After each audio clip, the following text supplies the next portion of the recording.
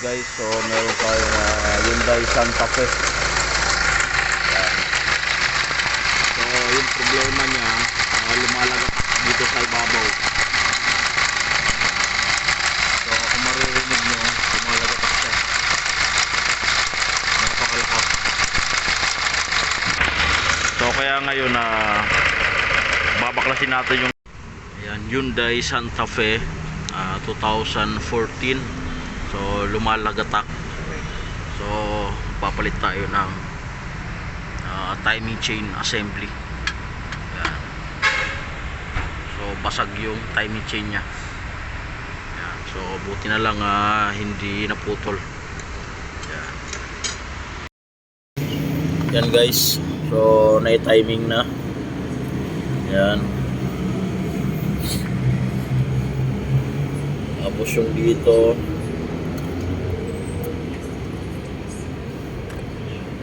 Yan.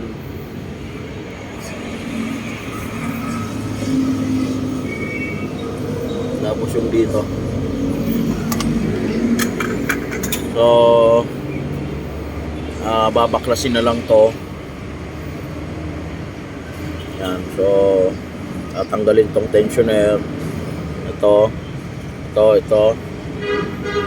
para makuha lang natin yung timing chain. Yan. Yung unang go.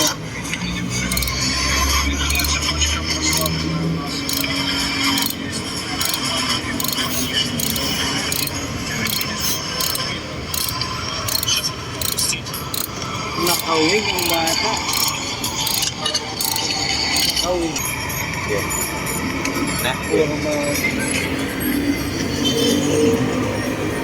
Pero kasama yung mga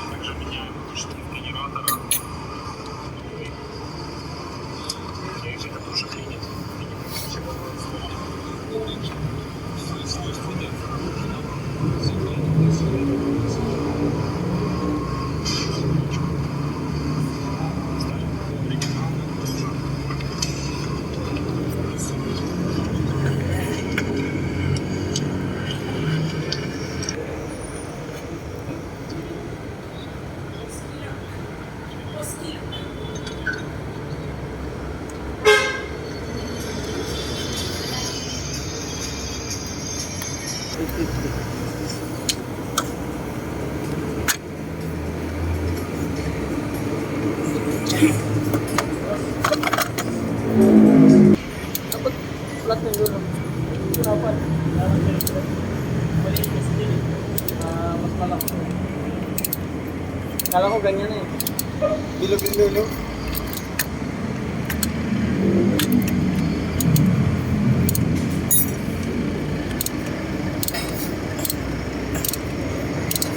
Ganit ka.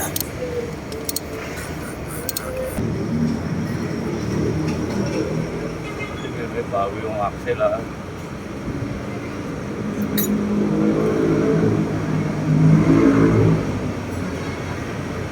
Yun kasi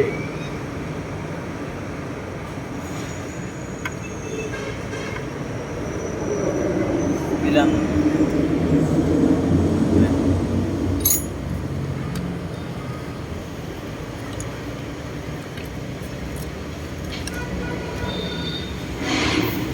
so kasama to sa papalitan natin chain guide.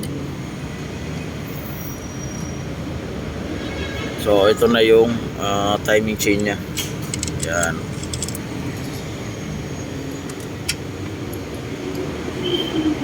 So papalitan natin to guys.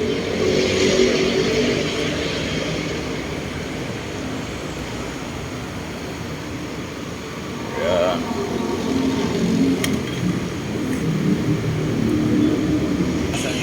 Yan guys, kung makita nyo itong basag na to. Yan. Okay. Asan ko yung kabila? Rakit na.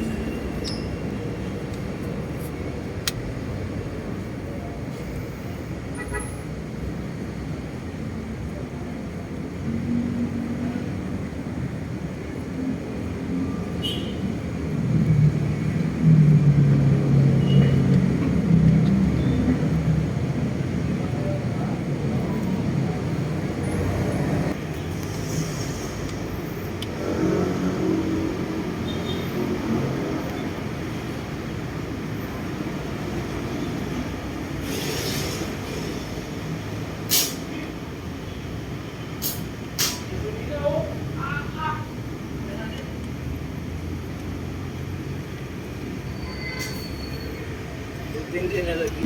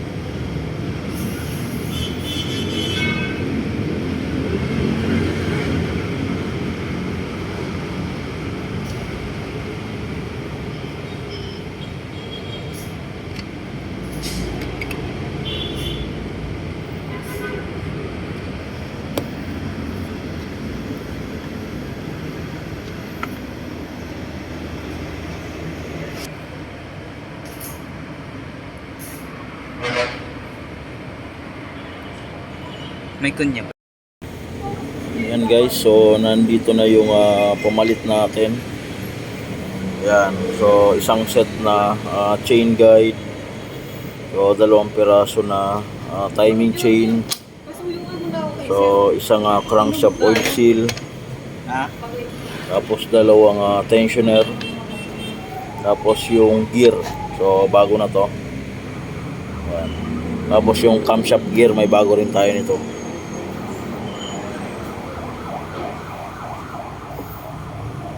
Yan. So dito yung bagong gear. So wag niyong kakalimutan yung kunya dito. Yan.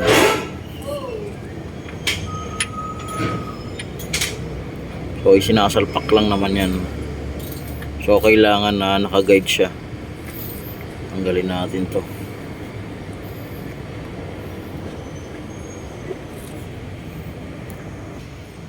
Yan. So nakakabit na. So ito yung kunya niya. So ilalagay na natin yung dito. Yan, yung pressure pump pulley. Yan. So kailangan guys yung timing mark na ganito nakatapat rin doon. So atras. Atras muna. Atras. Okay. Atras. Tanggalin mo yung basahan, baka maipit. Yan. Malaglag yung phone niya eh. Hindi na yun malalaglag. Yan guys. So nakakabit na. So dito yung pagtatanggal lang dati, kailangan nyo lang naman ng puller para matanggal nyo yung gear, dahil hindi nyo ito basta-basta matatanggal yung chain hanggat hindi tinatanggal tong gear na to. Yan. So ilagay na natin yung chain guide. Yan guys, so higpitan na yung pressure pump gear.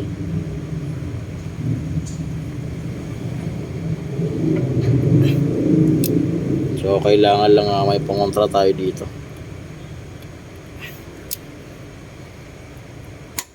Yan. 100. So kinontrahan ko dito. Yan. So nandito yung chain guide. So ito yung tensioner. And guys, so nakabit na yung timing chain dito. So ilalagay na rin natin to.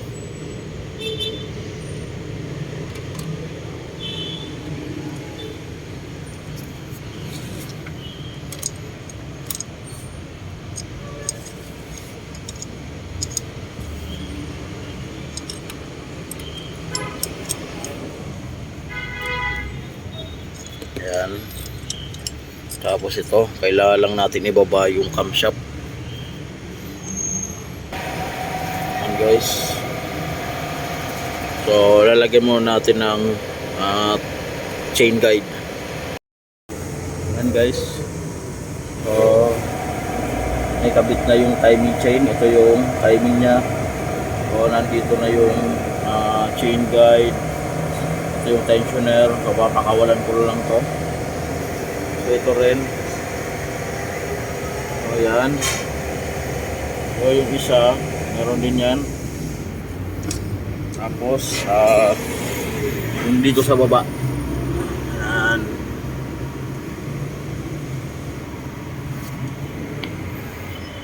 Yan. So naigpitan na rin yan. Naigpitan na to. Okay na to. 24mm. So tatanggalin na lang to para mag-tension. Yan. So ito yung tinatawag na granada. So nandito rin. Yan. So pag once na pinakawalan yan guys, pagka umandar na, so mag-auto adjust na lang yan pagka ganon. So automatic yan na iikpit na lang yan dahil gagalaw to. Yan. So ngayon subukan nating ikutin mga 360 or 720 pwede na. Yan. So kailangan natin paikutin to para matrace natin.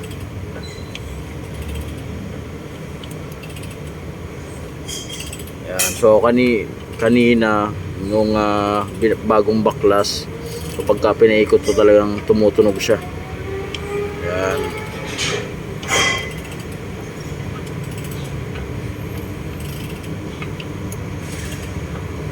Okay na siya. So ikakabit na lang yung mga panggilid nito, tapos papandarin natin ng mag-aalaman na. Guys, so nabuo na, start na lang. Yeah.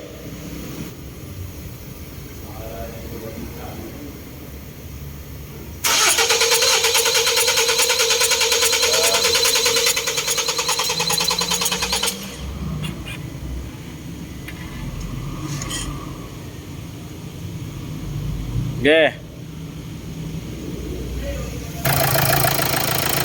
Guys, so nag-normal na siya.